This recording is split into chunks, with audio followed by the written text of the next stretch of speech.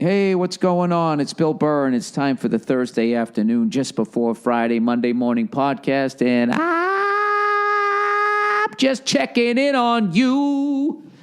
I'm just checking in on you. How's it going? How's your Thursday? How's your week? You having a good time out there? You getting ready to eat your fucking face off? Hey, well, here's a good one for you. You know you're going to eat like an absolute pig on Thanksgiving. You know you're going to eat all the leftovers and all that crap. You know you're going to drink your face off the Wednesday before Thanksgiving, going out there, right? Trying to meet some ladies, right? Going back to your hometown. You know you're going to do all of that crap as I adjust the windscreen here on the microphone. You know you're going to do all that shit. So why not? Why not before? Why not now? Just you do cardio every fucking day. Giant salad, right? You got a giant salad with the protein somewhere in your fucking day, lunch or dinner. Why don't you do that right up until Thanksgiving? You know? And right through the Thanksgiving weekend. Why don't you just do that every day? Say, I'm going to get on that fucking motherfucking elliptical and knock out a half hour. Why don't you do that instead of eating yourself into a food coma? And then you're going to have all that sugar and salt in you. And you know what? You're going to be thinking, I should work out. And all that fucking stuff is going to be sitting on your brain going, no, I don't want to. Working out is hard. Sitting here becoming a fat fuck is easy. Yes, it is easy. Anything worth something in life is difficult. Come on, guys. What are we doing here, huh? Aren't we fat enough? How much longer, America, are we going to sit here and gloat how much poisonous food? We have more poisonous food than any other nation on the planet. You know? How much longer? It's not even really poison. I think most of it, now that I'm starting to watch these things on nutrition, is how they just had the whole thing upside down, and the whole food pyramid was created by a guy who didn't know shit about food, who went to fucking Italy post-World War II, where they lost to a bunch of goddamn nerds. Italy lost that. They lined up with fucking A-Star over there, right? Adolf Hitler, right? They lined up with him and they lost. So he went over to a fucking war-torn country, post-war, right? Everybody was fucking broke, so everyone was skinny, and he equated it to their fucking diet and started talking about how you want to eat a bunch of carbohydrates. Like these fucking guys who lost the goddamn war. And I'll tell you, something like that. I don't know. I'll post a video. But all I know is like, yeah, all of that stuff is like the devil. I still cannot get my head around the fact that I can eat this much meat. I still don't. I think, you know, I guess as my mother always said, everything in moderation, as she would yell across the room, right? So I guess that's what you want to do. So I'm going to do what the fuck I always do. I do a ton of goddamn cardio, and I stop eating around 5 o'clock, 6 o'clock, and then I just crush the waters. One of the meals is a fucking salad. That's what I do. All right? That's how I lose weight. I don't sit around blaming society or the fucking industry I'm in, right? As I'm eating a fucking candied apple. Like a lot of these fucking people out there that have just given in to their sugar salt coma and then want you to sit there and accept their defeat rather than standing up and giving them a halftime fucking speech. You know? Grabbing them by the back of their hair and pulling it out of that bowl of fucking peanut and fucking chocolate M&Ms and getting right in their grill like Bobby Knight used to. Poking them in the chest. You know? Talking to them about their transition game between one meal to another. That's what's happening out there, right? This fucking country's getting soft. It's getting soft. Everybody's a goddamn fucking victim. Everybody has a fucking excuse, right? And everybody's letting them get away with it, going like, now. All right? It's not the potato chips' fault. It's your fault, all right? You control your hands. Stop telling your hands to go into the bag, all right? If you ate a head of lettuce the way you eat those fucking chips, like I'm telling you right now, you'd be a goddamn dreamboat. You know what you got to do. Quit your fucking crying. All right, I'm done. You know what song is in my head when I was just talking? I'm in the middle of a radio tour right now, promoting my dates in Albuquerque and in Arizona. I don't even know where the hell I'm going to be in Arizona. Tucson or some shit. And then I got Hollywood, Florida, and I have Orlando, Florida. Well, I will be going to the Orlando Magic game, the last team I need to see, pro team that I need to see in the state of Florida. Plus, I've seen the Miami Hurricanes and the Florida Gators. What's left, you ask? The Florida State Seminoles. You know? And if Central Florida keeps making noise, I got to go down there eventually, right? I don't know. I guess what's left is to fucking try to swim Lake Okeechobee, whatever the hell it is, and try not to get eaten by an alligator or maybe the python that ate the fucking alligator. I don't pretend to understand these things. I don't try to pretend to understand what Florida is. But whatever. I was just in the middle of this radio tour, and I was joking around with this fucking guy that was interviewing me, and somehow we started singing that song, Brandy. Remember that song, Brandy? Was a fucking bitch, ain't that ba-boo-doo-doo, and her pussy itched, but she sat there hitting on a pirate, and he never would commit to her. That's such a sad song when you really listen to the fucking lyrics. It's like, she sounds like such a nice woman. Why doesn't she get out of that fucking bar and stop talking to those whalers, whatever the hell she's talking to? Their job takes them out to sea. I did one cruise ship in my entire career. I have never been further away from anything that I knew or loved in my life. You know, people go on cruises to get rid of their spouse. You know, when they went through with the marriage that they didn't want to be in. And rather than just looking at everybody, just saying, I don't want to do this. And just let everybody pelt you with the wedding cake. Next thing you know, you're laying in your little fucking cabin on a cruise ship going like, all right, so I'll tell her I'm going to take a picture of her and oh my God, it's just the shit that people do. Happens to guys too. People fall overboard in those things. Why am I talking about cruise ships? I don't even know why. Oh yeah, so why would this woman commit to these fucking people? You know? They always make it out like she's the victim. I think what really happened was, I think Brandy didn't want a relationship. You know? Maybe that's what it was. I just feel like for me. All right, so I'm 91 days into not drinking. I'm in overtime right now. The movie is wrapped. I'm basically done with my gigs for this year. I'm chilling out. I'm getting into the holiday spirit. Oh, Billy the Baker's going to rear his ugly head. I think I'm going to make a blueberry pie this year. You know? I'm going to deep fry a fucking turkey, but my wife won't let me buy the apparatus. Why can't we just order one? I don't know. Because it's not as fun. There's not that sense of satisfaction knowing that somebody else made the fucking turkey. What kind of man am I? I'm going to have somebody else cook my fucking turkey. I mean, doesn't that sound borderline filthy? That's like something, if you whispered it in a woman's ear at work, I mean, you'd have a fucking problem. Hey, will you deep fry my turkey for me? The fuck did you just say to me? All right. I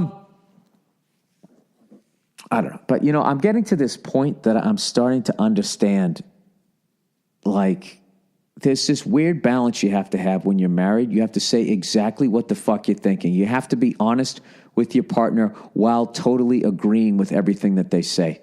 I haven't figured it out yet. You know? Hey, me and some friends are going to brunch. Do you want to go? No, I don't.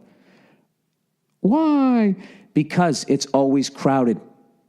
It's always crowded. You go down there, you got to stand there, then you're standing outside waiting for them to fucking call your name. And then when they finally call your name, you're sitting there eating as all these other people are eyeballing your plate, breathing down your fucking neck from across the room. It's like the food version of playing golf. Is there anything worse than playing golf and you got those goddamn borderline pros are playing right behind you? And you just see them just fucking like 80 yards away, like throwing their hands up like, Jesus Christ, how many fucking attempts do you need? It's that same kind of pressure. It's just like, just fucking play through. Eat through, buddy. You want to sit down and order? I'll fucking pick my plate up. I don't know, somewhere in there I was being honest with my wife. So you don't want to go to brunch with me? Don't you like me anymore? It's like, lady, I married you. I'm paying all the bills. Okay, what more? This whole thing crumbles over some fucking eggs that I don't want to go down and get. We got eggs in the fridge, sweetheart. Why don't you bring your friends over here? They'll sit out on the back porch. Because we want to get dressed up. We want to go out and look cute. And have other women resent us for how cute we are. Look at those bitches over there being cute. I'm so fucking mad at them. All right, so now that I'm back, I ordered the NHL and the NBA package as of yesterday. I watched my first NHL game wire to wire yesterday. Bruins versus the Anaheim Ducks. And if you were rooting for the Bruins, what a fucking stinkeroo. I know we're really banged up on that type of thing, but Jesus Christ. The one problem the Boston Bruins have had ever since they decided to blow up the team is we lack that fucking power forward, that person that is on the ice that everybody else has to be like, oh, fuck, keep your head on a goddamn swivel. So-and-so's out there. Every team, if you want to compete in the NHL, you got to have that. It's like a fucking great white shark just swimming around. Everybody's just hoping the thing just got done eating. You know what I mean? And you're always keeping an eye out. Where the fuck is that thing? You know those great white sharks, they just swim so goddamn slowly until, pow, they fucking turn it on. Next thing you know, you got fucking 90 rows of teeth coming at you, right? You're all drunk, swimming naked out to a buoy, whatever the fuck it is you're doing at the beginning of Jaws. We don't have that ever since we got rid of Lucic. And I don't think that those people I'm going to go out on a limb and say those guys are very few and far between. We got to have our guy. Who's our enforcer? I don't even know. And I looked at the Celtics roster, as I mentioned. It's like I knew everybody on the Celtics, and now I know like three of them. They got rid of everybody, but I heard they're playing great, and I believe they have a game tonight, so I'm going to watch that. And I also want to say the Bruins are playing back-to-back down here. I think they're playing the Kings. These are always brutal games. Bruins always come out here and fucking lose. I can't believe the Kings, it took them so goddamn long to win this many games. All these years, everybody comes down here and wants to just party in Hollywood and try to fuck a movie star. That's what everybody's doing, right? So then they come to the game all hungover, right?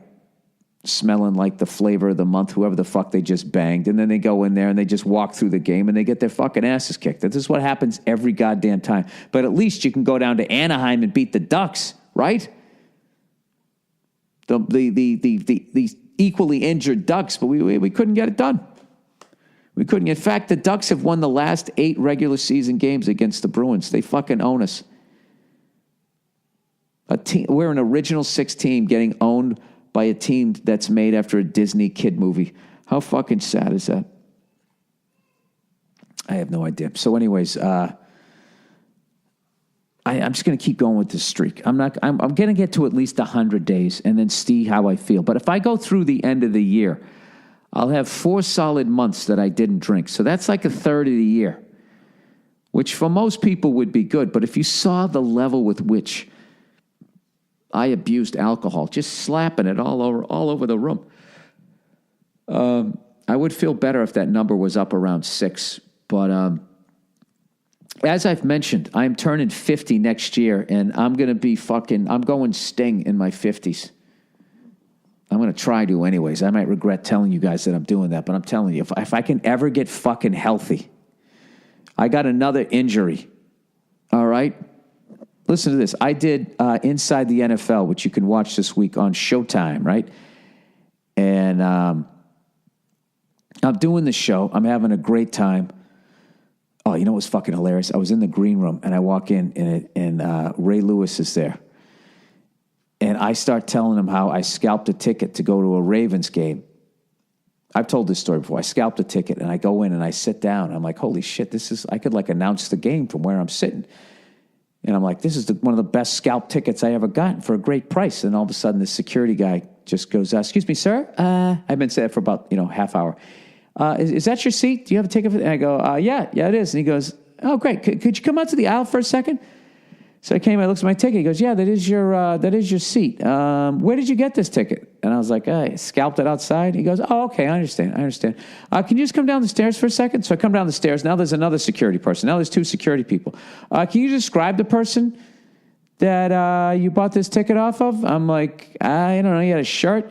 I don't know what's going on. They go, no, it's just, we just have some questions. Can you walk down this aisle? Can you come like underneath? So now we're underneath the thing. And I finally just say to the guy, I go, look, can you quit kicking me out of this stadium 10 feet at a time? What's going on here?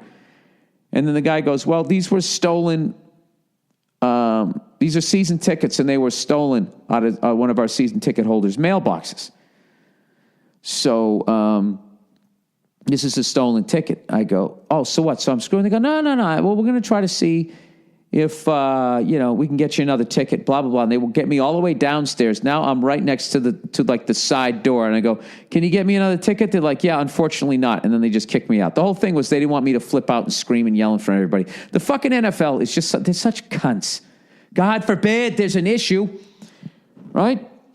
So I'm telling the guys there the story. They're all laughing. So I went out and I scalped them. I actually was so mad that I was getting kicked out that I said the fucking scalper was a tall, skinny white dude. It was actually a short black guy. And I don't even know why I did that.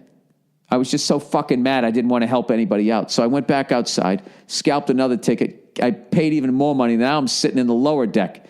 And I said, yeah. And I go, that, and they're all laughing, listen to the story. And I go, yeah, that's the game that it was against Cleveland. That was the game where that dude on the Browns ran for like 300 yards and set the rushing record. And all of a sudden, Ray Lewis he dropped his head a little bit and he just starts staring at me. And I'm laughing. I'm going, sorry, man, that guy put up like 295 yards. He goes, what are you talking about? I go, didn't he run? And then he goes, no. He goes, that was our guy. I forget he said the guy's name. He goes, he ran for like 295. And I said, I'm sorry, my bad. Then I laughed. I go, Jesus Christ, dude, you were fucking looking at me. You went all Full Metal Jacket. And everyone just started laughing. Dude, Ray Lewis is like the fucking coolest guy ever. And he's still like, if you saw how like hurt he was that I would ever suggest that anyone put up close to 295 yards on a Ravens defense that he was a part of. I got to ask all those guys so many cool questions. I actually, I asked Ray Lewis if he had what's it like being one of the great linebackers of all time, watching how these linebackers, get to just sort of, the wide receivers just to kind of get to skip down the damn field now. And he goes, I can't, I have a hard time watching it. He goes, I got to take like blood pressure medicine. I'm like walking around watching the game. So anyways, we're in between segments, and they actually did this segment on like how the guys on defense don't know what they can and can't get away with, so they're playing timid. And these wide receivers and quarterbacks and running backs are having a field day out there. So, of course, Boomer is siding with the offense, and everyone on the show was siding with like that's over-policed and blah, blah, blah, blah, blah. So anyway, so the segment ends, and Boomer's continuing the conversation. He goes, did you see what happened to Aaron Rodgers? And he goes, the guy came over, and Boomer walks over, and he goes to pick me up. And I don't know why. I should have said, Boomer, I saw the play. So he goes to pick me up. When you go to pick somebody up, what you do is you pull them in towards you and you put the pressure of you lifting them up across their back. He didn't. He tried to pick me up from my sides and like crush my rib cage. And you just heard something pop on my right side. And he goes, oh shit. And he put me down and I go, I don't know why. I just go, I think that was my back. And he goes, really? It sounded like your ribs. And I knew instantly that he fucked me up. I don't know what the fuck he did to my obliques. It's not like some lifelong shit, you know what I mean? I'm not a millennial. I'm not going to sue anybody. This is just like 4 days Epsom salt bath. But like, I knew immediately he fucked me up. And if somehow somebody sends this to him, I want him to know that when I sit here, it doesn't hurt. But I drove my car down an alley yesterday trying to like beat this traffic. And it had all these potholes, so like the suspension was rocking back and forth. So I was going side to side, and I had to use my obliques. I was just going down the alley going like,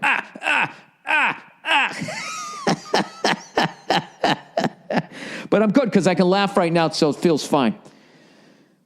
But, yeah, it would have been such a cooler story if it was Ray Lewis who did it to me as opposed to a quarterback. But here's the deal. He's still like 6'4", and all of those guys have like fucking gorilla strength. And I'm just a comedian in my baby blue sweater. Anyway, so how funny is that? I actually went on a fucking football program with ex-NFL players and came out of there with an injury. I'm like day to day right now. I would still start on Sunday if we were playing football. They'd spray it with something. But anyways, I had such a great time with all of those guys. And Ray Lewis, Nate, and Boomer. I had such a great time on that whole thing. And, of course, JB, we were all teasing him about his haircut. I don't know if it made it, but I said he looked like Count Basie. And they were trashing me for being bald and all of that. It was just, I wish I lived in New York. That's how much fun I had on that show. But also, I also realized like how little football I watched when I was on there. Like when I had to pick the teams, like I had no idea what anybody's doing. You know? My daughter's crawling. She's starting to stand up at this point. I mean, that alone, I can barely pay attention. And I was in the writer's room and then immediately went down to the acting gig.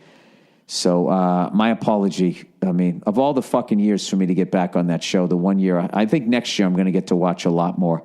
But I was sitting there like, before I went on the show, like trying to study up, like, you know, the day before your final and you know you're not going to pass, but you're just trying to get a respectable flunking grade. And, you know, even after all that studying, I have no idea who the fuck is going to win it. I know the Eagles and the Rams are doing well, as are the Vikings. And even though the Patriots are 7-2, I never believe in our defense. I just don't think we get enough pressure on the fucking quarterback. And they seem to be able to do pretty well against our secondary this year. So we'll see. I don't know. But anyways, thank you to everybody over there for having me on Inside the NFL. Please watch it this week. Nate gave me shit about Deflategate, and I, of course, took the bait. Once again, I always take the bait. I should have just been like, hey, man, you know, fucking, I got 5 reasons to not get upset. Holding up all 5 fingers for the 5 rings we got. I never thought to do that. I immediately be like, oh, guy was acquitted. So anyway, so I did the fucking show. And then immediately I went down to, I went right to the airport because I wanted to see, get home to my family over, my family back west, out west. You go back east and you go out west. And I get to Newark Airport and I'm hungry. And I quickly realized there's no way to get food in the air. I flew United, and the entire fucking terminal, when you showed up, wherever you went to sit down to eat, if there was any sort of sit down and eating, you had to be your own waiter. You had to interact with this fucking iPad. And the second I sit down, I'm looking at my face on the screen. I'm like, what the fuck is this? So I cover the camera with my wallet. And the lady comes over, hey, do you know how to use it? I'm like, I'm not a waiter, sweetheart. I don't work at this restaurant. And I was being a dick to her and everything. In the end, I tipped her in cash, though.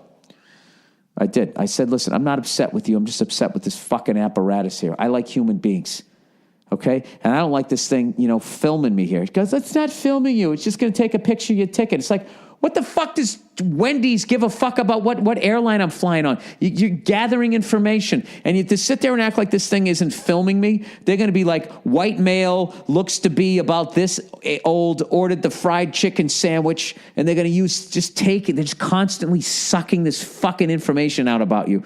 So just sit down. Don't scan your fucking ticket. They're going to use all of that information. Like, oh, no, we're just trying to, if it's getting too close and your plane is boarding and blah, blah, blah. They're not. That's what they're doing on one side. But on the other side, they're figuring out what race, what sex, what you ordered, where you live, how you're dressed, all of this fucking information. So you can get bombarded with even more fucking, I don't know. Even more advertising. However, if you just committed a murder and you think that, by them filming you there and that's a good alibi, then by all means don't cover it. But I don't know. The whole thing is fucking annoying to me. And next time I go to Newark Airport, I'm just going to make sure I eat before I get there. Because this guy, this freckled cunt, he ain't playing ball. All right? And with that, let me read some advertising before the next person calls me here. Look who it is. MeUndies. Stop taking my picture on an iPad. MeUndies. I'm not happy. I'm fucking mad. Why am I working for your fucking joint? Who gives a fuck? I don't know. I don't even fucking know. I'm sorry. I just tapped out of that thing. Lately, I've just been picking words that I can't rhyme them. Joint. I don't fucking work here. That's my point. Bring a lady out here to take my order and explain what the fuck I'm doing. I'm not a millennial. No, you can't have my social security number. All right, MeUndies, everybody. MeUndies, let me tell you about MeUndies, the only underwear that makes for an amazing gift. MeUndies is soft, flexible, like the whore up the street, and three times softer than cotton. MeUndies makes the perfect gift. You know what they should come out with? Horse muzzle underwear. You know what I mean? Soft as a horse muzzle up against your privates. MeUndies makes the perfect gift. It's the goddamn holidays. This year, don't give underwear. Give MeUndies. This holiday season, to get your exclusive 20% off the softest underwear and socks you will ever wear, free shipping and 100% satisfaction guarantee, go to MeUndies.com/Burr. That's MeUndies.com/Burr. Oh, well, look at this. We only have one more left. We only got one more left. Saucy, everybody. Meow. Everyone at some point has wished they could just have a beer, wine, or liquor delivered. Well, someone finally decided to do something about it. Well, why stop there? Why not bring some Coke and some weed? Introducing Saucy. Meow. The alcohol delivery app. Saucy delivers your favorite wine, beer, and liquor right to your door on demand. It's Uber for alcohol. Did you wake up face down, still wearing the clothes from last night, and have too big a headache, but you can still reach for the phone? And you want a little hair of the dog. Saucy is the app for you. Now, if you're in Los Angeles, San Francisco, Chicago, San Diego, or Sacramento, your Saucy order will arrive at your door in 30 minutes or less, ready to drink. For the rest of us, Saucy will deliver beer, wine, and liquor. Wine and liquorto your door. I don't know what the fuck copy this is. In 2 days or less nationwide. Hey, guys, get your Thanksgiving order in now. There are no premiums, no delivery fees, no running to the store. If you got the Saucy app, you've got a fully stocked bar on your phone. And for a limited time, you can get $15 off when you download the Saucy app and enter promo code Burr. That's the Saucy app, spelled SAUCEY, and enter promo code Burr for $15 off. Get the Saucy app today. Use promo code Burr. All right. Ow! Oh, fuck. There you go. See that? I had to sit up, and I was on my side. Fuck, I already got a missed call. Okay, I got to get back to this radio tour. All right, that's the Thursday afternoon. Just checking in. Oh, no, that was from 30 minutes ago. I think I'm good. Just checking in on your fucking podcast here. What else? I got another 2 minutes here, don't I? I got another 2 minutes unless somebody fucking calls me here. What else? What else is there to talk about? Oh, I'm going to go to my little studio space and play my drums today for the first time in I think 3 weeks. Going to see if I remember how to do it, but I've been hitting the practice pad pretty hard. Getting back to taking some lessons. I'm going to be that fucking guy. This is what I want. This is what I'm going to be able to do on drums. All right. If I hear it, I want to be able to play it. And then my technique, I want to not even have to think about it and have my forearms. Everything's nice and relaxed, sitting up straight. Just one of those fucking guys. And then I can actually see, if I actually have any sort of talent for the goddamn instrument. That is my goal in 2018. All right. And that's it. Okay, somebody's going to be calling me any second here, and I'm going to have to promote one of my gigs. Oh, I know what. I got to tell you. I'm doing a gig for Puerto Rico. I'm doing a gig for Puerto Rico. The Monday before Thanksgiving at the Laugh Factory down in Long Beach. Okay, this is a very important gig because what happened out there was devastated, and our president just brought paper towels. That's all that happened. Let me see if I can get you this information here. Where is my account? I haven't tweeted that much, have I? Profile. I go to the profile. I scroll down. It won't let me, of course. Tweets. How do I find out? I click on my picture. I slide over. Okay, here we go. Scrolling down. Bill Burr. Where's the shit that I tweeted? I don't know. I'll get you all the information. As far as, no, wait, I'll look up Corinne's shit here. Hang on one second. Hang on. Hang out. Hey, just fucking relax. All right, here we go. All right, Monday, November 20th. Hey, look who's here. What's up, buddy? What's up, buddy? Please don't touch my laptop. How you doing? Monday, November 20th. I'm doing a benefit for the people of Puerto Rico. All the information will be on my website. And here's the next phone call. All right. I was looking at my daughter and I almost said to you guys, I love you guys to death. No, I need to say to you guys, go F yourselves. I love my daughter to death. Look at you, little cutie. All right. Enjoy the music. I'll check in on you on Thursday. No, this is Thursday. I'll see you Monday. All right. Bye.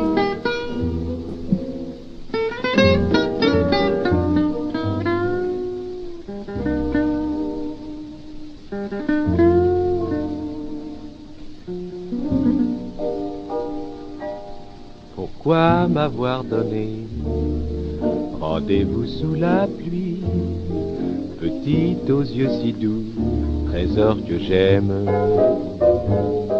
tout seul comme un idiot. Hey, what's going on? It's Bill Burr, and it is the Monday Morning Podcast for Monday, November 16th, 2009. And I'm actually recording this at 12 noon on a Sunday. What do you think about that? How do you like that for forward fucking thinking? You like that? I anticipated that Monday was coming on Sunday, and I got the fucking thing out of the way. So right now, you're listening to it in your little cubicle. Oh my God, he actually got it done on time. This is so exciting. I fucking hate my job. It's fucking 9 in the morning. My boss is a cunt. And I get to listen to this and act like I'm looking at spreadsheets. There you go. I finally did it. Every once in a while, I come through for the people on the East Coast. And you might be asking yourself, why, Bill? Why were you so motivated? I'll tell you why. Because for some fucking reason, I've been going to sleep like a little old lady this week. You know, you ever just get in one of those weird sleep patterns where right after the evening news, you know, you watch a little bit of Jeopardy, you slip off your loafers, as you sit there on the Davenport.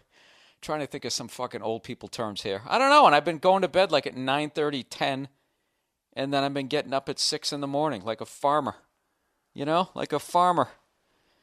I just said that because I know there's farmers out there probably listening to this. Actually, we get up at 4 in the morning and we fucking... Really? Good for you. What time do you go to bed? You know, it all fucking works out, doesn't it? Speaking of farmers, I actually saw Food Inc. this week because some... podcast listener, I wanted to say that real close, podcast listener recommended it. And the classic give and take here of the Monday Morning Podcast. I learn a little thing, you learn a little thing. I say, fuck you, everybody laughs. Somebody told me to rent that documentary, Food Inc. And let me tell you, it was very, very interesting. Very interesting to see where the food comes from and what exactly goes on to the food before the food gets to my table. And which is why this morning I got up so early to go to a farmer's market. I wanted to go where the local guys make it, you know, where they let the chickens run free before they murder them.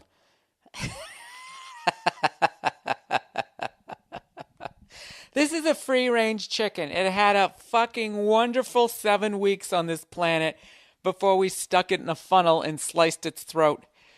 They actually had video of how they kill the chickens. That's what they stick them in these little the down-home farmers, the regular old farmer who hasn't given in to the man, dude. They got like you ever see like those fancy bakers, right? As opposed to the blue-collar bakers who got those fat little thumbs. The fancy bakers, when they go to make one of those cakes for some fancy fucking douchebag who's probably a slumlord, right? You know, when they go to put the frosting on, you know that little fucking reverse trumpet thing that they use? Why am I going so far? Look, do you ever see back in the day the original football games when they're like, rah, rah, sis, boom, ba, ba, ba, ba, ba, ba, ba, ba, and they were yelling through that little fucking funnel thing. It had a handle on it. I know you guys know what I'm talking about. Well, they have those, and they have like the part, you know, the part where you yell into? That would be like, Jesus, how can I explain this?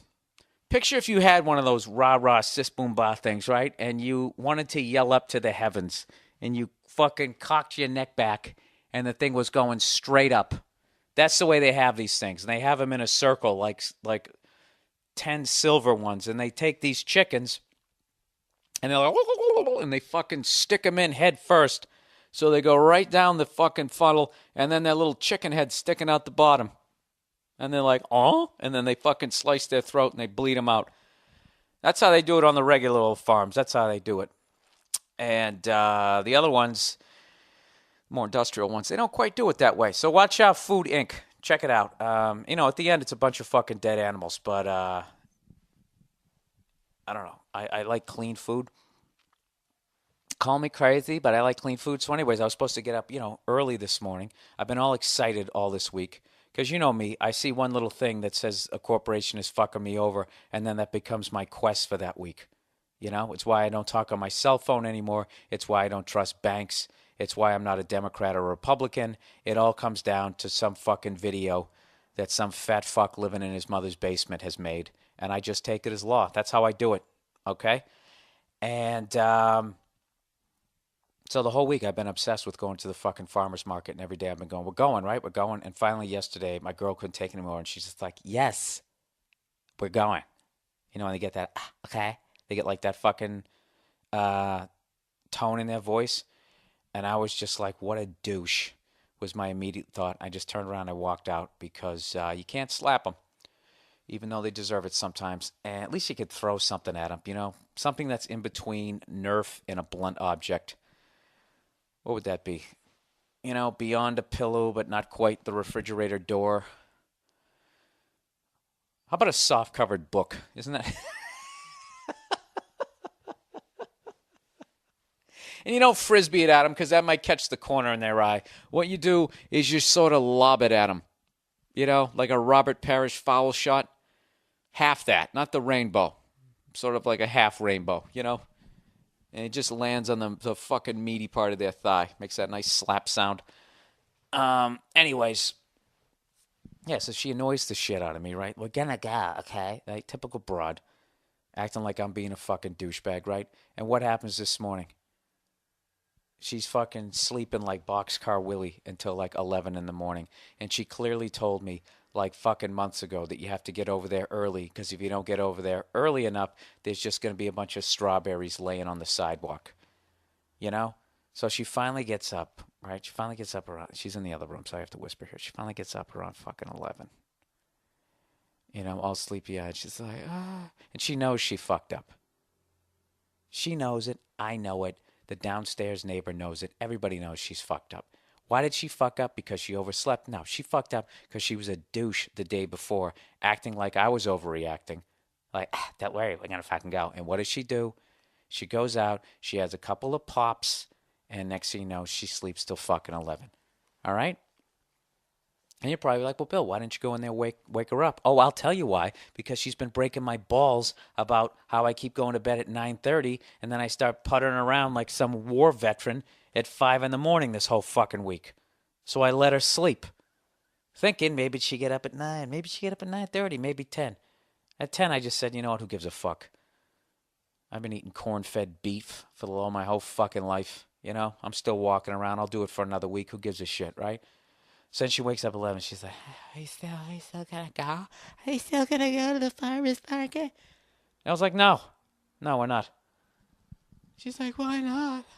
I go, because you told me all the shit is gone if you don't get there early. So why do I want to go over there now? I also like going over there earlier because I'm a redhead and we live in a desert. And I don't feel like standing out in the middle of the fucking street at 11 o'clock in the morning. Plus, the football games are already on. So then what does she do? The typical codependent shit. She keeps trying to get me to go with her. Well, there's still going to be some stuff left. They'll have kale. They'll have some broccoli. Yeah, I don't give a shit. I was going over there for the meat. That's what I was doing.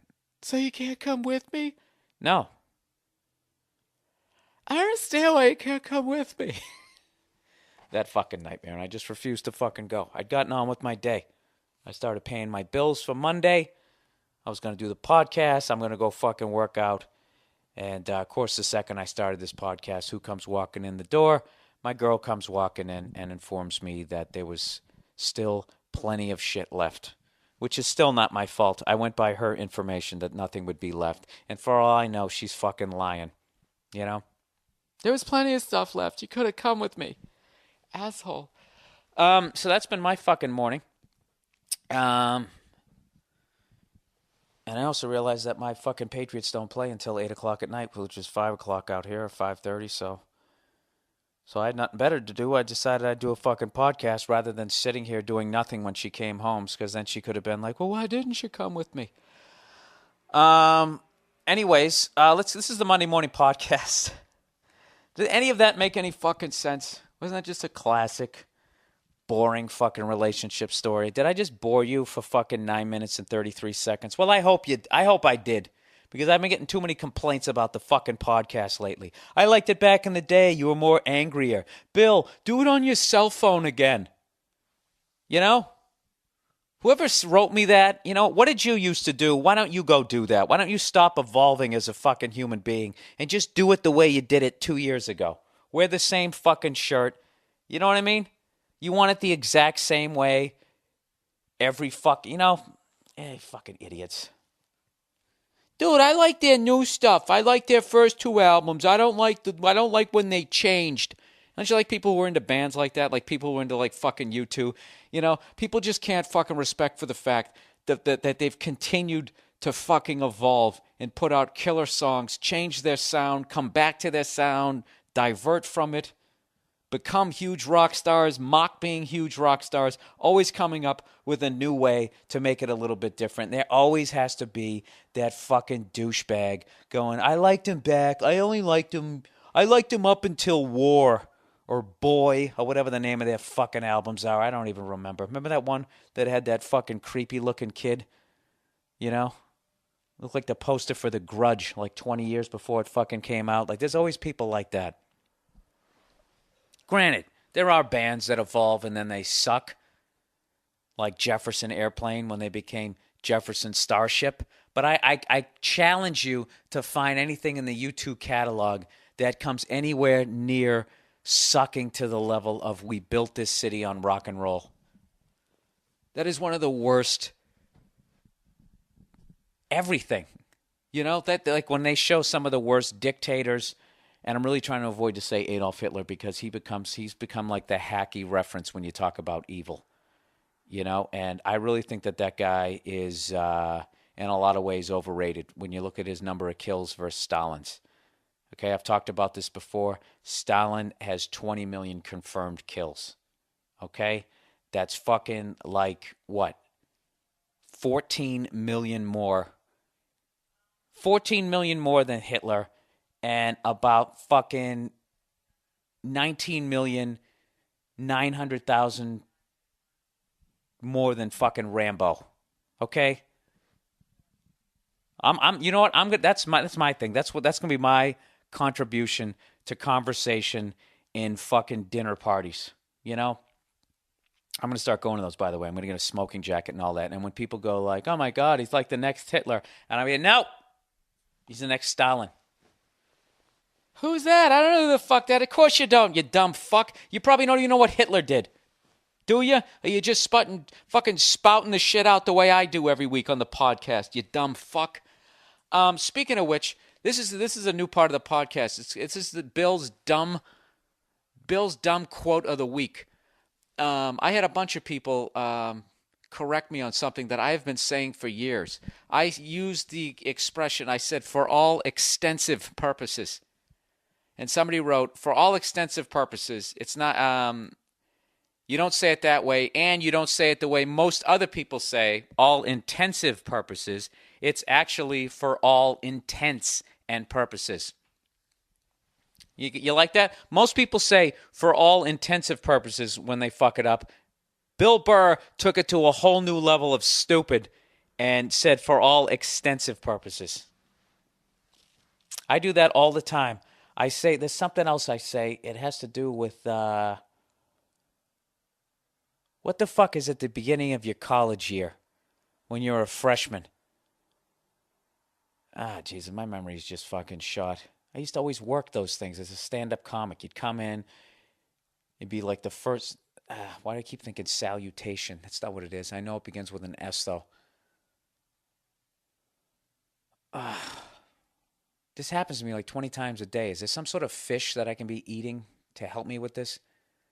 I used to do the gigs every year, the beginning of the year, incoming freshman gigs. You'd come in and they'd be sitting there with their parents, and my college age would be like, Billy, got a gig for you. The parents are gonna be there, so make sure you don't say fuck. God damn it, I forget. But whatever. I used to fuck that word up all the time. So whatever. So I learned something. It's for all intents and purposes. I used to say pillow instead of pillow. Pello. I'm a fucking moron. And I don't know why you guys, you know what, you assholes, I know why you listen to me. You listen to me because my level of stupidity makes you feel better about yourself, doesn't it? Huh? What does that say about you? You fucking whores. See how I got out of that? By trying to blame you? That's a technique I use in my arguing. But it wasn't all bad. I got some thanks last week from a woman. It said, Bill, you were wondering if there are any... Jesus Christ. I copied and pasted the wrong one here. This isn't from a woman. Listen to this. Bill, you were wondering if there are any Jews that listen to your podcast. There are Jews who listen to your podcast. I am one of them, and in fact, an Orthodox Jew. I'm not Hasidic. I'm not a Hasidic Jew, but it's the same thing without the curls. Dude, that's bullshit. There's got to be something more than that. I know you just made a joke there. What is the difference between an Orthodox Jew and a Hasidic Jew? I know I could fucking Google that right now and get some other moron's fucking... I'm not saying you're a moron, but you know what I mean? Just get some moron's version of what that is. What was the name of that place I used to go to down on 9th Avenue? It was a Best Electronics store in fucking New York. JR's. Something like that. It was like a block over from Madison Square Garden. Are those guys Orthodox Jews or are they Hasidic Jews? I don't know what they were, but they were the shit. They knew about everything, and they had great prices. And they weren't open on Sundays, and I respected that. You know, somebody's still doing it the Little House on the Prairie way, observing the Sabbath. That's one of the worst things that we've done as a culture, as far as getting away from religion, is we got away from a fucking day off. You know. This is how old I am. I remember when fucking malls and all that shit were closed on Sundays. You couldn't buy liquor. Is that still true? Can you still not buy liquor? You couldn't buy beer. You couldn't fucking do anything. You just had to sit there and think about why God was going to send you to hell. You know? But at least you weren't working. Do you guys remember that Little House on the Prairie episode where fucking Michael Landon was busting his ass all week, and then they had to go to church on Sunday, and he was so fucking tired he fell asleep in his church clothes, and the mother looked at him and is like, should I wake him up? And she's like, no, he's sleeping like an angel. God wouldn't want me to bring him to church. He should. This is a day of rest. He's resting like the Lord after 6 days of creating the universe. So the bitch goes to church. She goes to church, and when she comes back, this asshole woke up from his little slumber, and he was outside with an ox, and he was plowing the fields again. And oh, did she get mad at him? She really got mad at him. And then that little girl skipped down the hill, and she fell into some shrubs. And that was the end of it. And that was another episode of Little House on the Prairie. Let's continue on with the Orthodox Jewish person's email. Because last week I was talking about a beanie. Is that offensive or whatever? He said, I wanted to let you know that there is essentially the yarmulke. And yes, there is an R in there.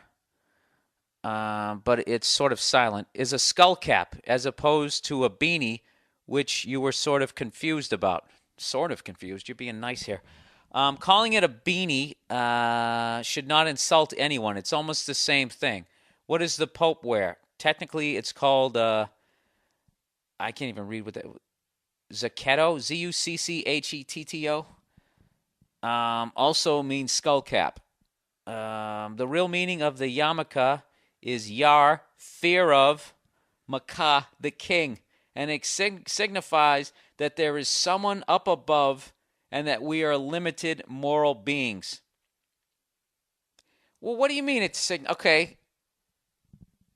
Doesn't it really signify that there's someone above that you should be scared shit of? and that we're limited. That's the thing that I never liked about organized religion is the bully factor. It's just like, why is this? How is God already mad at me? I'm 6 years old. You know what I mean? It just created, like, if you believe in this higher power, it's this fucking angry douchebag always looking down at you, pissed off at you. You know what I mean? Why are you fucking mad at me? You made me. You know what I mean? If I fucking built a car from ground up and it didn't run correctly, who the fuck am I going to blame? The car? That doesn't make any sense. Did what I just say make any sense? I don't fucking know. All right, let's finish this. Also, you mentioned how the guy on the plane was wearing a yarmulke so big you weren't sure if it was a hat or some sort of giant yarmulke. I totally agree with you. I wear a normal-sized yarmulke and am a little annoyed even when someone wears one so big that it covers their whole head, almost like a hat. But to each his own, I guess. Anyways, I'm a big fan of your comedy and your podcast. Well, thank you for listening. I appreciate that. You know what? I actually have a theory on those big-time yarmulkes. I think that is that's the poor man's toupee after a while. Because if you're going bald in the back, you start to lose it in the back like I am. A yarmulke is great because it buys you another 3 years of people not knowing that you're losing your hair. See, a lot of people don't realize that Sammy Davis Jr. was actually losing a little bit of his afro, and that's why he converted to Judaism. A lot of people thought it was a show business move, but it wasn't. He was going bald. You heard it here first. So now I'm fascinated. What is the difference between an Orthodox Jewish person and a Hasidic Jew? What is the difference? And also, do you believe in an afterlife? Do you believe that God is mad at you? What other Catholic shit that I learned? Can you eat a cheeseburger on Friday?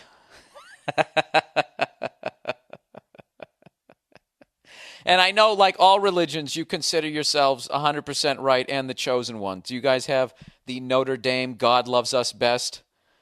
You know, do you have that too? That disease that is in every fucking religion? You shouldn't kill anyone, but God loves us the best, and anyone who doesn't believe what we believe is going to hell. Have a great week, everybody. Be sure to pass that on to people who don't believe in us. Why does every character in my fucking act talk like that? What did the priest used to sound like at my church? Hey, how you doing? You're looking pretty good in that altar boy outfit. Go ahead, lift it up a little bit. Thank you. That was my impression of a Catholic priest. All right. I've been doing a lot of ranting and raving on this podcast, people. Talking about those little those little scan cards at the grocery store. And somebody told me that what you're actually doing is taking a survey and, to help them figure out what products you can't live without so they can jack the price up. And I've actually taken that as law. So this is somebody, and I've had a bunch of different theories. Here's another theory. A couple of weeks ago, you brought up the Saver cards at the store and you were wondering what the purpose of them was.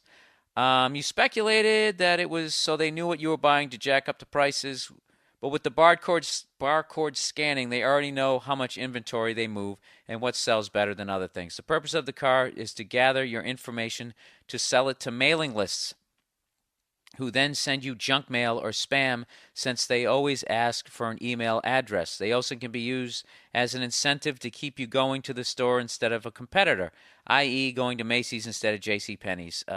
They give you the discount without the card occasionally so you can be lured into saving 10% or so every time you go there so they can eventually get your information. Hey, your guess is as good as mine. I don't know what they're up to, but I also noticed that most of the shit that's on sale is their bootleg version of the real shit. You know what I mean? Like Ralph's olive oil. You know, I've noticed that that's another great way. Like they could be like, okay, we're selling the food. What if we made it also? You know, and had our own fucking farms. I don't know. I don't trust people who are going out of their way to give me a fucking break. I don't. You know what I mean? That's like the fucking Andrew Carnegie kind of like way of doing shit. You know, you fuck people over your whole life, and then the end of your life, you're worried that maybe really there is a God, and then you become a philanthropist, and you start giving your shit away. Fuck you. You sit there with your guilt. I'll pay full price for the peanut butter. Thank you very much. All right, another theory. What the fuck is this one? This guy says, I'm a software engineer who finished working for a company that stores and reports on all sorts of insane sales data. Some examples of that type of data they can gather. Sales of products based on ethnicity. Yeah, see, this is why I think they also want the card, because it's not enough to know, oh, we sold 20 boxes of Fruit Loops. They want to know, was it a guy? Was it a fucking girl? How old were they? What color? The main data I saw in this kind was defined as Hispanic or non-Hispanic. I guess that's sales based on ethnicity. This is a guy who gathers this data, I guess. He says, if there is a floor display in some store, what is the effect on the sales of the item while the display... What? I'm the worst. If there is a floor display in the store, what is the effect on sales of that item while the display is present? Let's say, for example, there is a NASCAR event sponsored by Coca-Cola. They keep track of Coke sales in that region around the time of that event. Furthermore, they analyze if the cost of sponsoring this event made them enough money to profit to make it worthwhile sponsoring similar events. This is just a small portion of wacky shit they update weekly. That was written in capital letters. Weekly. I guess that's important. Weekly. They know every single damn item that was moved out of each and every store every single week. So basically, the stores with the Savvy Save cards get two huge benefits. They sell this data to my old company to make money, and they let the consumer feel as they have some kind of superhuman power to save 40 cents when they buy 3 gallons of milk in one visit. So there you go. I don't know. You're helping them gather information. I don't like the fucking pricks, so I'm not using one. All right. Now let's get to the meat of the podcast here, people. Shall we? I'm doing this on a football fucking Sunday right now because I could give a shit about other teams in the league right now. All I give a fuck about right now is my Patriots. And it's basically because I've watched so much fucking hockey this week that I'm done with sports. I was flipping back and forth between the Ohio State Iowa Hawkeyes game this week, and I was also flipping back between that and the USC Stanford game. And Jesus Christ, how about a moment of silence for the fucking fans of the USC Trojans who went out to see... I mean, that was a fucking ass raping you guys took, you know? And I'll tell you right now, Trojan fans, you have no fucking right getting mad at Jim Harbaugh for going for 2 points. Let me set this up. Basically, Stanford was up 48-21. For those of you overseas, usually you just kick an extra point, right, to make it 49, or you can go for a 2-point conversion. There's no reason to go for a 2-point conversion when there's 6 minutes left and you're up by 4 or 5 scores, and they went for it, and the crowd started booing. And, you know, you got to understand, you guys, USC, for the last 5 years, you have been raping everyone in the Pac-10. You bent them over. I mean, how many times did you guys score 50, 60 points? Sent the other team crying on their little team bus, sent them home crying, right? Well, what goes around comes around. And I became a huge Stanford and Jim Harbaugh fan with the fact that he went for 2 points, and then he also, in the end, they got the ball back again, and he went for the end zone. They end up winning 55-21. Jim Harbaugh was trying to literally end the football program at USC. It was one of the most vengeful, the biggest acts of vengeance I've seen in sports in a while. I fucking loved every second of it. And I was also watching the OSU Iowa Hawkeyes game, and those of you fans of the podcast know that my new tradition is I go to the Rose Bowl every year. So both of those games were huge. I really didn't want to see USC again, mainly because, I like variety, and that fat cunt from last year's game was a USC fan. So I'm happy that she had a miserable day. She probably didn't 100%. She probably, had a dozen donuts in front of her, so it wasn't a total loss. Really, Bill, 11 months later, you're still giving her shit about her weight? Yeah, I am.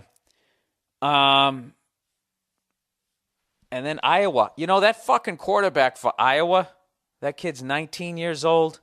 I'll tell you, all you Longhorn fans sitting there talking about that Colt McCoy, that kid at Iowa was those are the fucking plays. Those are the passes you have to make it onto the fucking pros.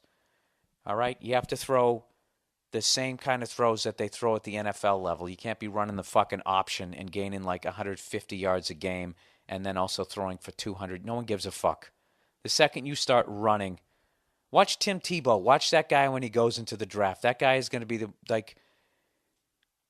I swear, if he goes in the second round, it's not going to surprise me. He's a tight end playing fucking.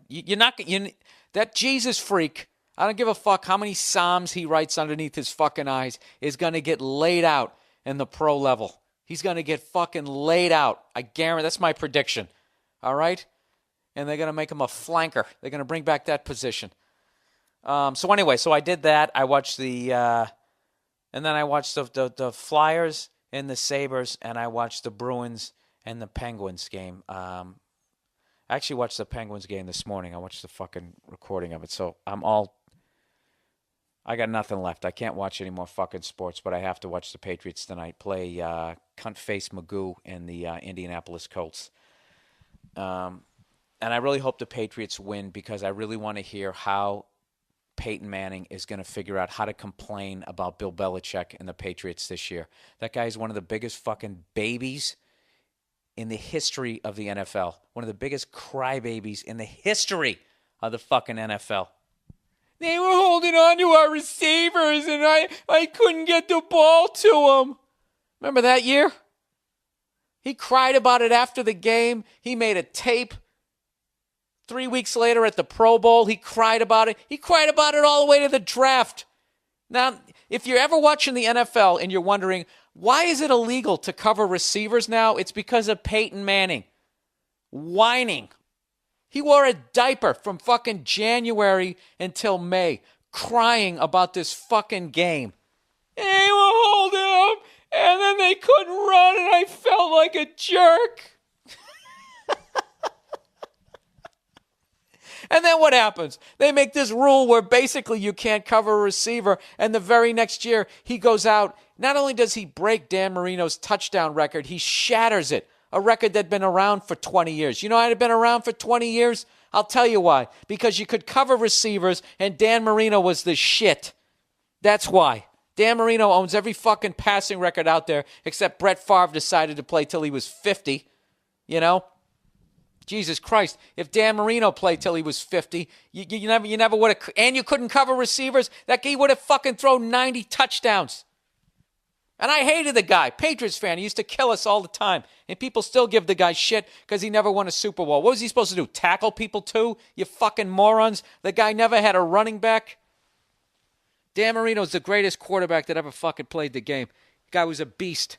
Second year in the league, he throws for like 5,000 yards. Who does that? Nobody. Nobody does that, okay? So this half-retarded Frankenstein is coming in, his big Frankenstein fucking head. He's coming in there to play the Patriots today. And I don't know what's going to happen. You know what's great is I'm recording this before the game happened. So I gotta talk some shit here, what I think's going to happen. I actually think the Colts are going to win. I think the Patriots defense is it's too new, it's too young.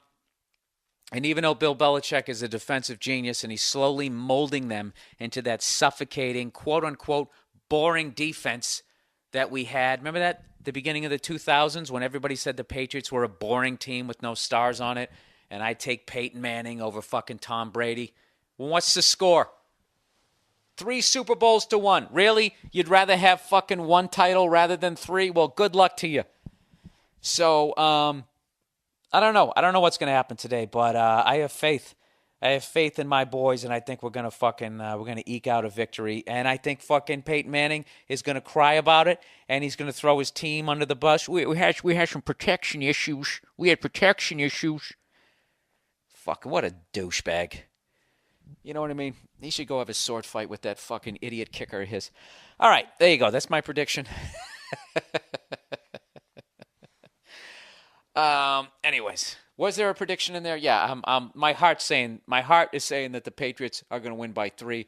My brain is telling me that we might lose by 7 just because like I said, we have a brand new fucking defense, and it's going to take them, believe it or not, it does take a good year or 2 for guys to get used to each other, to know where they're going to be at, you know, to know where you got help and all that type of shit. So anyways, let's continue on with the podcast. Oh, let's get into this shitstorm. last week I did somebody asked me a question about why, when a guy does something for his girlfriend, why is it never enough? And one of the problems that I've had and that this guy had last week is you try to plan something that both you and your girlfriend can enjoy as your night out, and evidently women have a problem when you pick something for the both of you to do that you as a guy will also enjoy. Evidently, from what I'm reading from these fucking psycho emails that I got this week, is that if it's not 100% about them, if you don't literally make a Rose Bowl fucking float, sit them on it, and then drag it down the street with your fucking teeth, they feel that you got too much enjoyment out of the evening. So basically the evening was really your evening. It was real. Look at the fucking wedding day. You stand in it like an idiot, and she makes this grand entrance. She gets some one-of-a-kind dress, and you get a tuxedo that some fucking drunk's going to wear at a 15-year anniversary for a bowling alley the next fucking week. You know what I mean? All right, let's listen to what the twats had to say this week. All right, here's this wonderful girl, and I say she's wonderful because she actually admitted that she was a psycho, because I actually emailed her and asked her, why do you only respond to male-female shit? And she sort of, in her own little cute way, admitted that she was a psycho, so I can't hate her. But anyways, this is her email. Hey, Bill, I love the clueless email questions from your male listeners. That's always a great way, by the way, to get the other people to listen to what you have to say. Right out of the gate, just start insulting them and talking down to them. He said the guy was asking, why is it never enough to please a woman? Since he and then she's referring to his email. She says, since he admits he isn't home a lot, I'm guessing his wife/girlfriend is doing all the dirty work for him. His laundry, cleaning, cooking, picking up after him, etc. All right, let's stop right there. She's doing all the dirty work. Let me ask you guys a question. Would you rather sit home doing laundry? First of all, laundry is the most overrated fucking chore ever. If you have laundry in your fucking apartment, what that takes all of a minute to load the fucking thing in. And if you're not colorblind, it probably takes 45 seconds to load it in. And then you go back to watching The Price is Right. Cleaning, cooking, picking up after him. I would rather do that than do what this other guy's doing. This other guy is working like 60 hours a fucking week. Okay, let's move it. She's already made this assumption. Okay. Then she wants him to spend some time with him, and he comes up with something that he wanted to do. Just like when you took your girlfriend on that drive, all we heard about was the love story between you and the car. You were more excited about the car than anything. It was like you were on a date with the car, and your girlfriend just came along for the ride. Listen back to even the tone in your voice when you were talking about it. It's like you were talking about another woman.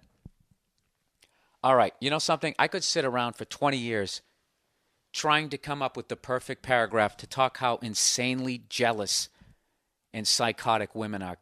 They're jealous about an inanimate object. She's talking about a car. It's almost like you were talking about another woman. Lady, you are out of your fucking mind.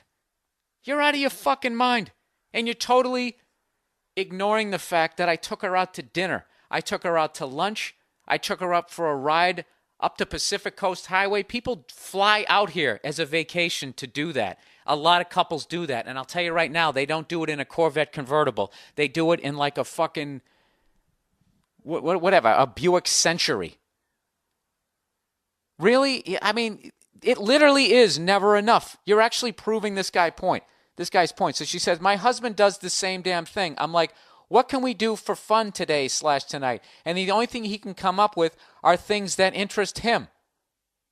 Well, what can you come up with? Can you come up with anything that doesn't interest yourself, you selfish cunt? You're doing the exact same fucking thing. And it's unbelievably selfish for you to sit here and have like a day that's for both of you, and it has to be 100% about you. Because what, you did some laundry? You lazy fuck? You know what women are? They're like adult children. That's what they are. They never get beyond. They're like juveniles. They're adults, but they still want to be treated like they're not of age. It's just fucking boggles my goddamn mind. She goes, I'd rather not do anything at all. I think it's selfish and obnoxious that everything we do has to have his interests before mine. So everything that they do should have your interest before his? You're these fucking broads. They're out. See, this is my thing. This is why you should never get married. You should never be in a fucking relationship. You shouldn't, because they just constantly fucking hack away at your goddamn knees, and their idea of a relationship is that you do everything that they want to do. And right now, they're sitting there shaking their heads. They're going, no, no. Even the girl who wrote that's probably saying no. And there's a bunch of other women going like, I'm not like that. I'm not like that. I went to a ping pong convention. They always come up with some stupid ass fucking example. And at the end of the fucking day, you have to do everything that they do. You have to do what the fuck they want to do, or else they get mad. Okay? And that, my friend, is when jerking off comes into play. Because when you really break it down, what's the worst thing that they're going to do to you? They're not going to fuck you for a few days. Okay? And I got to be honest with you. Once you rub one out, who gives a fuck? And you have to have that clarity when your nuts are full. Do you know what I mean? Am I sounding like a fucking maniac here? I know I am. I know I am, but you got to hear what this other woman wrote. And of course I don't have it in front of me because I'm an idiot. Where the fuck is it? All right. I am writing to comment on the why it is never enough discussion on your last episode. I'll start by saying that the guy that wrote in, and to a slightly lesser extent you, come off as total douches. Let me explain my view of the writer's situation? Oh, I guess the guy sent the email. And yes, I am one of those manipulative, selfish creatures known as women. Yeah, you are. What, you called yourself out on it? Now I'm supposed, was I supposed to like read that and be like, wow, I really am too harsh on women? See, you're like trying to manipulate me with your fucking bullshit already. Okay, here we go. I don't remember the names, so I'll call him Bob and his wife Sally. Bob neglects Sally. A huge fuck up on Bob's part. Now let's get back to the detail here. He's neglecting her. What is he? Is he out at the bar chasing other women? This guy is out working his fucking ass off. This is the thing that women don't understand. What they don't understand is, this is, maybe I'm being a moron again, or a douche, as this lady says. I think a lot of women don't understand what it takes to be successful. What it takes is sacrifice. And in your 20s, you have to work your fucking ass off. That's what I did for 5 years. My first 5 years in this fucking business, I had no girlfriend. I had no social life. I had nothing. All I was doing shows and fucking rubbing one out. That's what the fuck I did every goddamn day. I went to work. I was writing jokes at work. And at night, I got in a piece of shit car. And I would sometimes drive to another fucking state. And you know why I had no girlfriend during that time? Because none of them could understand what I had to do to get where I am today. All of them were giving me shit. You're doing stand-up again tonight? Do you realize how many Richard Pryors are fucking working at a Home Depot or Jimi Hendrix because they hooked up with the wrong fucking twat who talked them out of their goddamn dream because they didn't want to hear it? Because they said you needed some sort of responsibility. This fucking guy is doing the right thing, and she's calling him selfish. He's at work, busting his ass, trying to get ahead. So when he's 40, he's not a fucking loser. And he has, and they all want the fucking house. They all want it fucking yesterday, but they don't want to get through the bullshit of it. They don't want to go through the bullshit of it where you actually have to not see him for a little while because he's out working. So anyways, huge fuck up on his part to be busting his goddamn ass. So he says, Bob decides to make it up to her by taking her to see your live show. She says, which is awesome. And a dinner, which is pretty standard. This is how out of control women are. She's getting a free fucking meal. And they're so spoiled as a sex that she describes a free fucking meal as standard. Do you know what I have to do as a man to get a free meal? I have to win like a radio contest. You know, I got to call up this radio station and imitate the local sports guy. And I have to beat out all these other fucking guys who are... I haven't had a free meal since I was 8 years old and my parents took me to McDonald's or whatever, maybe 13, 14. Women are so fucking spoiled that This guy is busting his ass at work. That's viewed as selfish. He's buying this girl a free dinner, and it's viewed as standard. They're out of their fucking mind. So anyway, she goes, Sally basically tells her friends, who may or may not know, that Bob has been fucking up. Once again, Bob is fucking up because he's busting his ass at work. So when they're 40, they're going to be on easy street. He's fucking up right now. These same bitches who make you fucking, not chase your dream, leave you when you're 38 because you're a fucking loser. Right? All right. I love generalizing. It really gets these twats, cunt hairs in a fucking... I can't even finish that sentence. That was so evil. All right, let's plow ahead. Who may or may not know that Bob has been fucking up, that this night out is not what she had in mind, but she is taking what she can get, playing the victim. Oh, the poor baby. She's taking what she got, a free meal. She's just taking what she can get. And she's getting a show. To come out to my show, one of the best fucking comedians in the country. You like that? I'm talking shit. It's football Sunday. And I'm reading the Ric Flair. The best comic on the biggest hill. Bob gets upset and determines that no one has ever or will ever be able to please any female. Code for why should he even make an effort to make his wife happy in their marriage. That's not code for that. That's how you read into it. You've never met Bob. You've made all kinds of assumptions here. Poor Bob. Bob's douchery becomes crystal clear when he says something to the effect of, "This whole night out was supposed to be about her." This is classic male privilege wankery. But I realize this is hard for you and Bob to see, so I'm here to help. I'll try to make it simple. When you piss off your wife, bringing her along to a show you already wanted to go to and that she is only mildly interested in, then being a little scrotum about it when is underwhelmed by the fact that you are actually making an effort to go out with her, which is what you should have been doing as a matter of course, is not the way to go. Oh my God. I mean, the arrogance in this. I love people who are arrogant and they're calling you out for being arrogant. Bringing her to a show. Do you understand? I'm going to stop being a jerk here because maybe I can actually convince a couple women. Do you understand what it takes? Actually, I've been generalizing. There are women out there who understand what it takes to become successful. And I guarantee you most of them are not in relationships. And they have a difficult time being in relationships. Because the guy they're with wants to go home and play fucking footsie or wants her around. And doesn't understand that these are the years where she has to bust her ass to get where the fuck she's going to be.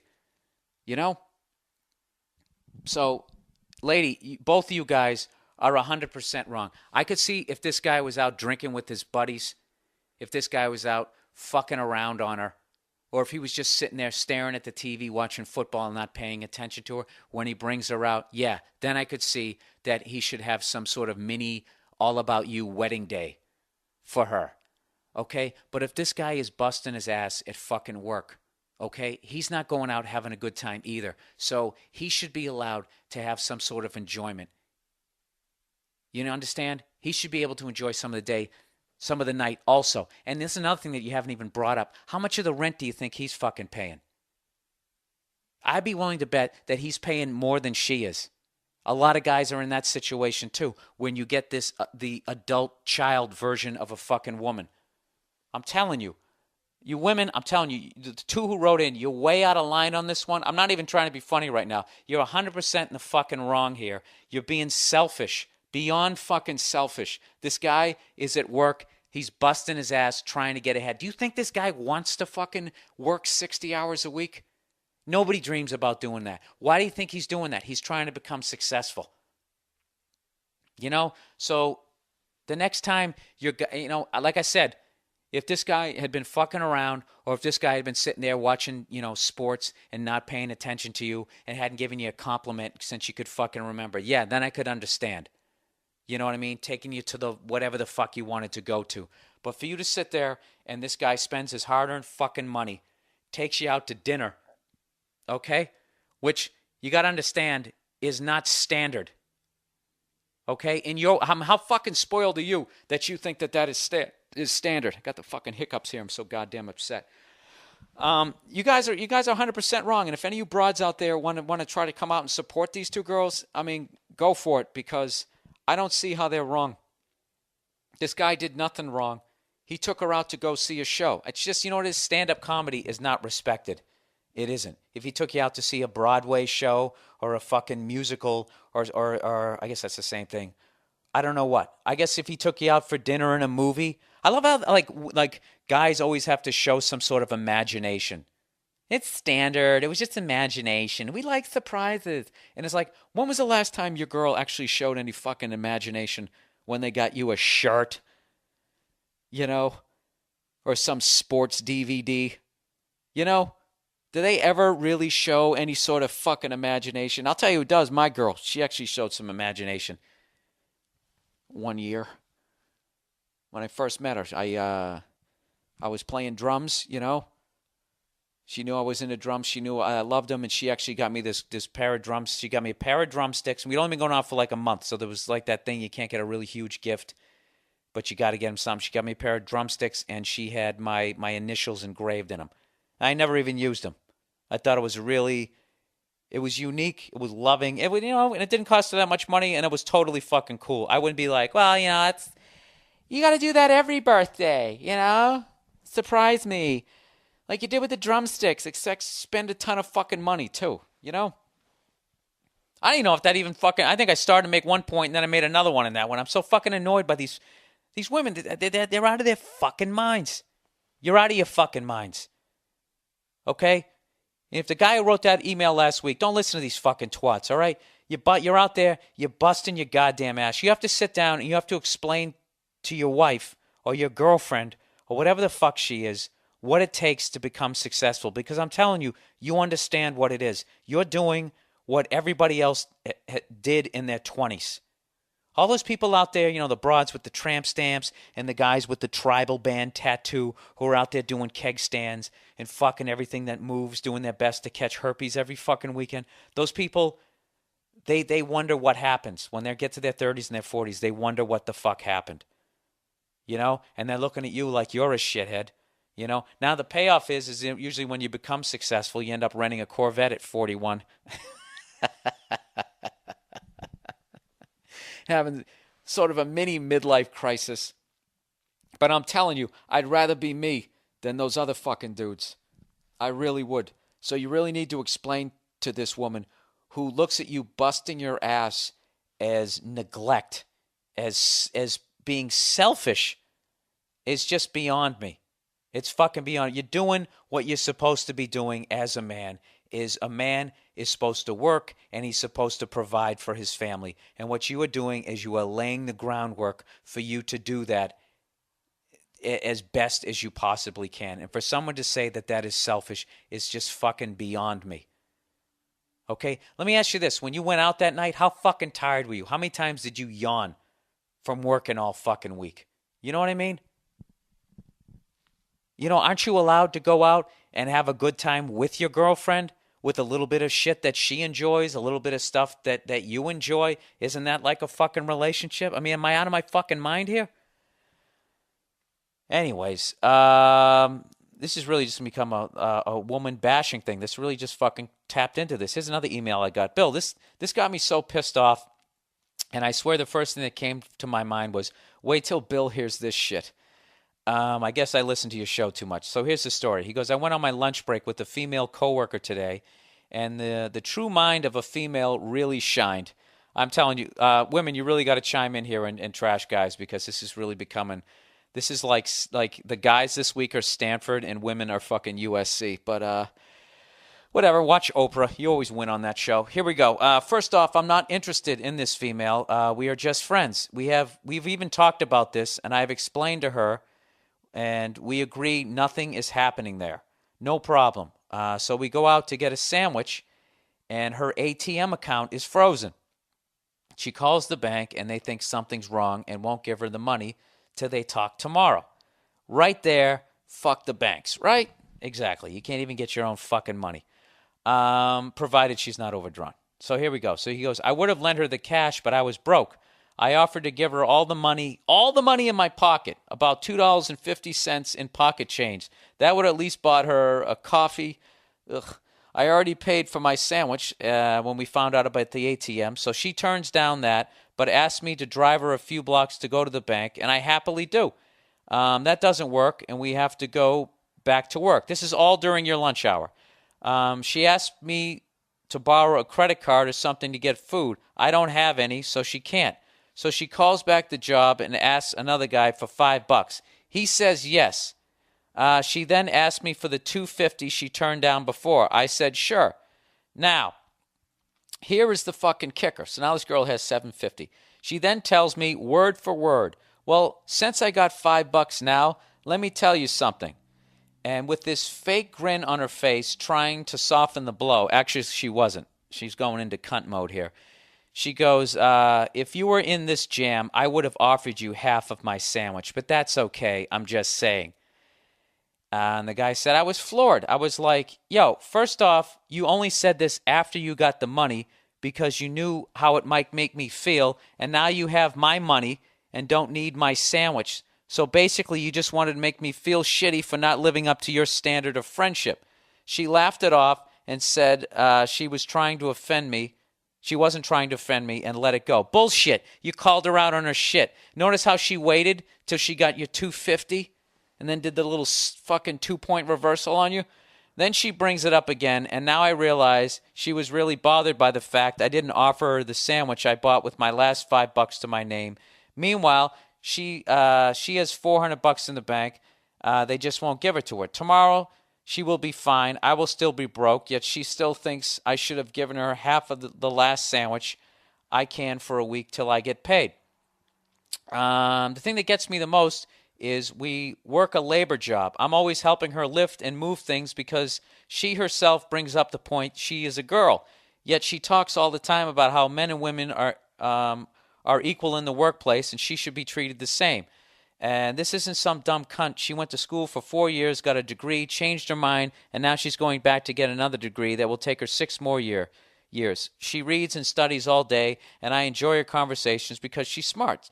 But at the end of the day, I have learned she is still a woman, and she still feels she should somehow be babied by other men simply because she is a woman. I'm not sleeping with her. We are just friends. Why do you feel entitled to half of my last, even if after I go out of my way, half of my sandwich, even if after I go out of my way, every way I can to help you? Exactly.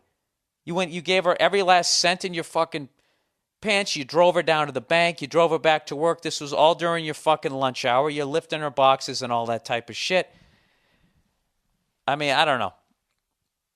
I don't know what to tell you. I mean, maybe you could have given her half your fucking sandwich. I don't know what your relationship is with her, but that's the classic, I could see if she got the $5 out of the other guy, and didn't take your $2.50, but she gets the $5 and then takes your $2.50 and then brings it up. You know what I mean?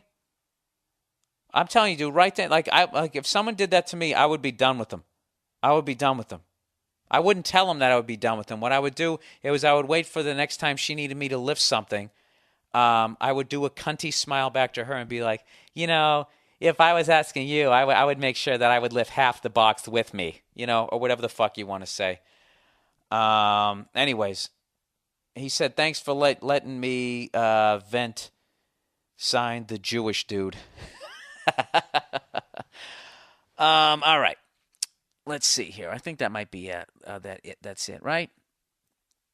I think that is it. That is it for the podcast. All right. Well, let me state for the record here. I don't know. After the second time reading that, maybe you could have given her half your or part of your sandwich, offered her a bite.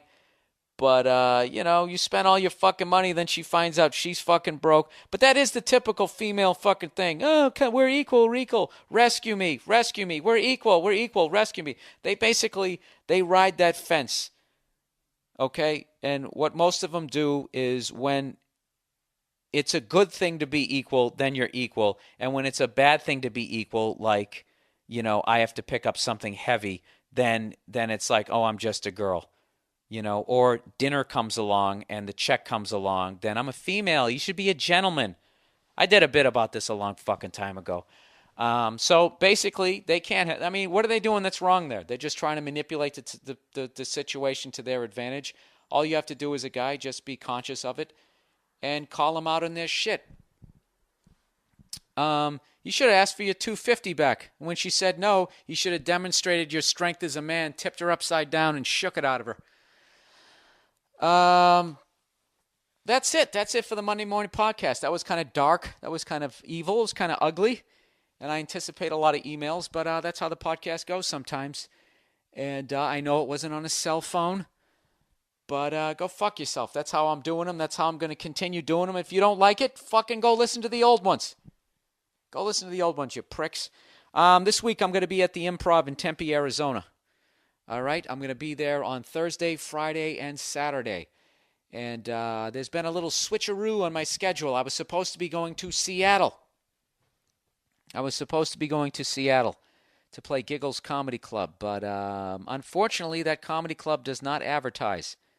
So the only way I sell tickets is to go on this one particular radio show, and they changed the format and got rid of my hookup up there. So there's no way for me to go into town to let anybody know that I'm going to be there. So the club owner would just lose a ton of fucking money. So like a class guy, I switched out the date, okay? So basically, I think I'm going to be maybe doing Seattle in January. So instead of going to Giggles in Seattle, I will be at the Punchline in Sacramento, California. Punchline, Sacramento, California, on December 10th, 11th, and 12th, and 13th. And the week before that, I will be at Hilarities in Cleveland. Go to BillBurr.com, B-U-R-R, for all the dates. And I can't believe I forgot to mention this at the top of the podcast. Tickets are on sale for my next stand-up, 1-hour stand-up comedy special. It's going to be at the Fillmore on December 17th in San Francisco, California. If you would like to come, shit, I don't have any of the fucking information. I am the goddamn worst. Do I have the link? I didn't have the link on my website. I am the fucking worst. Go to livenation.com. That's where the tickets are being sold. Just type in Bill Burr, December 17th at the Fillmore. You will be able to find it. Or you can join my mailing list, because I know I sent out information about that. I'm the worst. All right. I'll have all the information next week, and I'll be putting a bulletin up on my my BillBurr.com or my MySpace page. Oh, and the other thing I forgot to tell you is I have uninformedradio.com is the new website for the Uninformed Show. I believe that's it. Let me try and, once again, I'm the fucking worst. I don't have any of the information. Hang on a second. Fucking voice is going way up here. Hang on. Everybody who are fans of the Uninformed Show with Bill Burr and Joe DeRosa, everybody has asked me for the longest times, where can I get the shows? What do we do? Okay, uninformedradio.com. Uninformedradio.com. If you go there, you can download all the shows, and they're going to be for free. So if you'd like to hear more of me running my fucking mouth, you can go there, uninformedradio.com. That is it. All you guys have a great week, and I will talk to you next Monday. And that's it. God bless. Le ciel était si doux, la mer si belle. Oui, mais voilà ce soir, j'ai froid et je m'ennuie. Pourquoi m'avoir donné rendez-vous sous la pluie? J'ai mes chaussettes qui font trempette.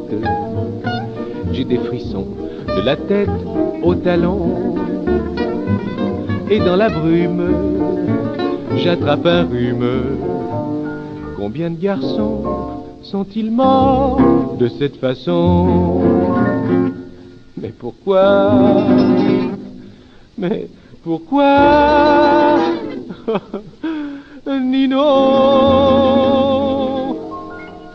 pourquoi m'avoir donné rendez-vous sous la pluie? Petite aux yeux si doux, trésor que j'aime.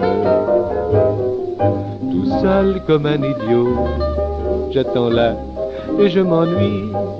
Et je me pose aussi quelques problèmes.